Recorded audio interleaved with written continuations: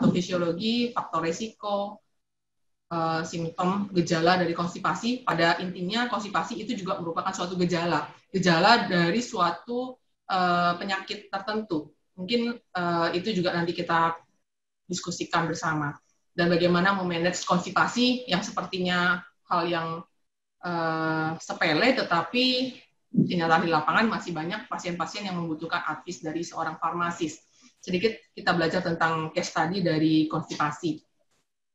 Kenapa kita perlu belajar tentang konstipasi? Yang pertama, memang angka kejadian konstipasi sendiri cukup tinggi. Kita lihat di dewasa itu prevalensinya sekitar 15-20%, pada pasien-pasien lansia angka ini cukup tinggi, sekitar 33%, dan ini juga memakan dana kesehatan di masyarakat kita. Ini yang perlu kita bicarakan dan mungkin kita dapat membantu pasien-pasien untuk mengatasi dan mencegah konstipasi. Dari definisi konstipasi sendiri, konstipasi adalah digambarkan sebagai kesulitan defekasi, di mana BAB yang keras, kemudian jarang, dan perasaan tidak lampias ketika melakukan ketika BAB. Jadi definisi ini mungkin ditambah lagi dengan gejala yang BAB yang tidak rutin kurang dari 3 kali 1 minggu.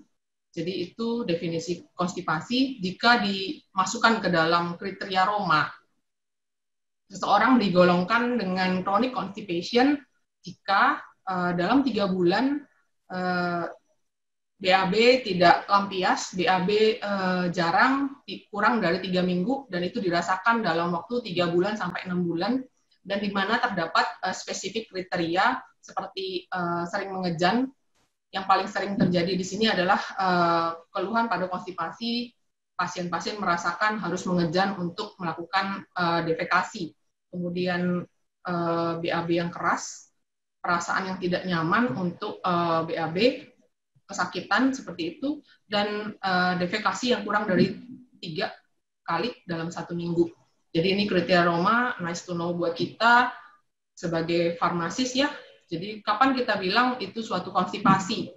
Kalau dari sisi penampilan gitu ya, penampilan buang air besar yang normal itu tipe yang keempat. Jadi mungkin gambar ini juga bisa kita tunjukkan ke pasien seperti apa sih komposisi BAB yang saat ini pasien alami, apakah di tipe 1 yang sangat keras sekali, jadi BAB jadinya seperti kotoran kambing gitu ya. Jadi ini juga bisa membantu kita Bristol stool chart gitu ya, untuk melihat konstipasi seperti apa yang pasien alami. Dari patofisiologi sendiri sebenarnya konstipasi dibagi menjadi 2, primary constipation dan secondary constipation. Untuk primary sendiri dibagi menjadi 3 macam, ada slow transit constipation, ada normal constipation, dan evacuation disorder. Bedanya apa? Kalau di slow transit constipation, pasien hampir tidak merasakan gejala ingin BAB. Jadi kejadiannya kurang dari 3 kali seminggu BAB, dan tidak ada rasa ingin BAB. Kalau normal transit sebenarnya ada rasa ingin BAB, tetapi karena keras, karena harus mengejan baru keluar, itu yang kita namakan normal transit constipation. Dan evacuation disorder biasanya muncul karena adanya sumbatan, misalnya karena colon cancer, karena beberapa medical condition, atau otot dari rektal itu sedikit terganggu, itu yang menyebabkan evacuation disorder. Kemudian secondary constipation rata-rata disebabkan karena obat, dan kondisi medis di sini kita bahas di bawah ya.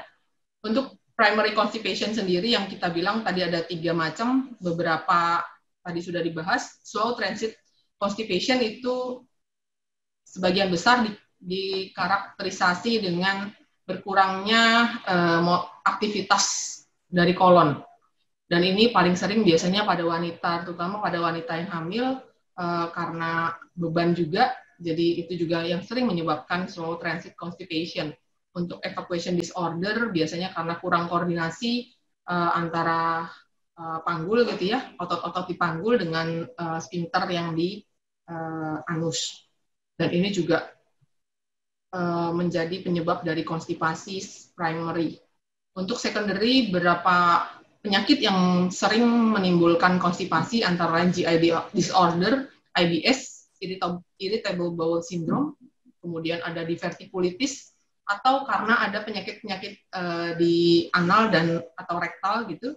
Jadi yang berikutnya juga ada metabolic endocrine disorder pada pasien-pasien diabetes dengan neuropati, terutama paling sering menimbulkan gejala konstipasi.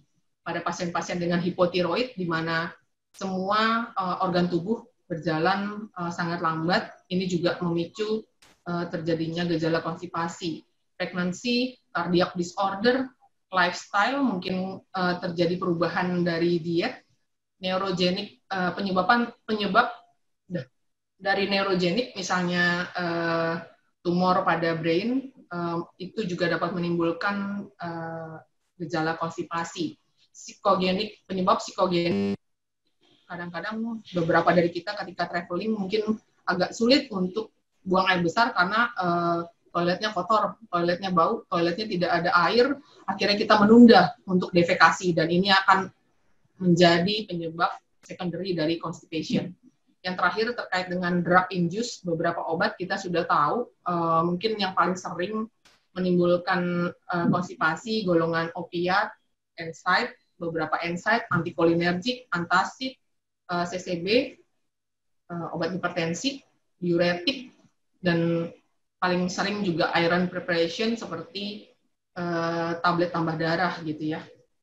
Kalau dilihat dari insiden, dari level of insiden yang paling sering ini yang saya kumpulkan, mungkin beberapa antidepresan paling sering menimbulkan kejadian konstipasi, paling sering adalah paroxetin, fluoxetine juga cukup tinggi.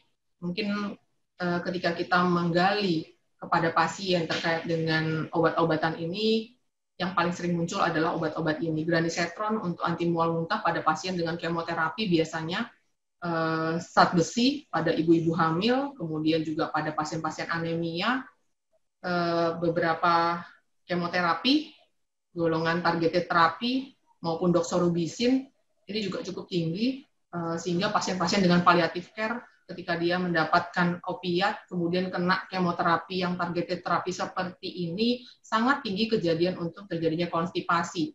Bagaimana nanti kita menanganinya, ini sangat berbeda dengan pada pasien umumnya.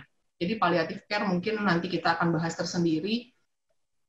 Sudah seperti yang kita ketahui untuk opiat sendiri, kodein, fentanyl, morfin, ini juga paling sering untuk menimbulkan konstipasi, paling sering adalah kodein.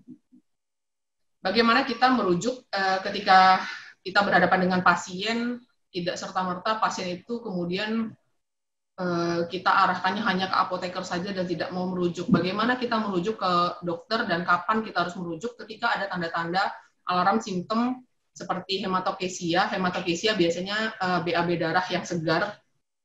Bisa jadi yang paling sering karena hemoroid, seperti itu ya. Ketika ada hemoroid, biasanya salah satu penyebab dari hemoroid sendiri adalah BAB yang sering keras. Kemudian melena. Melena biasanya BAB yang hitam, kemungkinan karena adanya gangguan pada GI.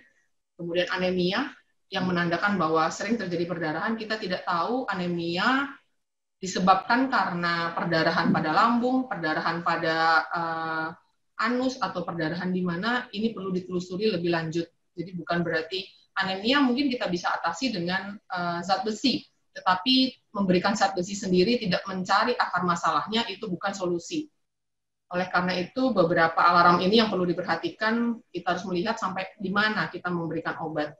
Family history, beberapa riwayat dari keluarga, itu perlu juga digali, apakah punya riwayat colon cancer, karena terkait dengan konstipasi sendiri, merupakan suatu simptom, merupakan suatu gejala, yang salah satunya jika colon cancer juga ke arah sana.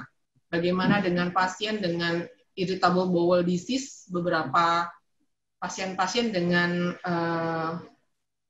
gangguan dari usus gitu ya, itu juga perlu ditindaklanjuti. Sebenarnya permasalahannya ada di mana. Kadang-kadang otot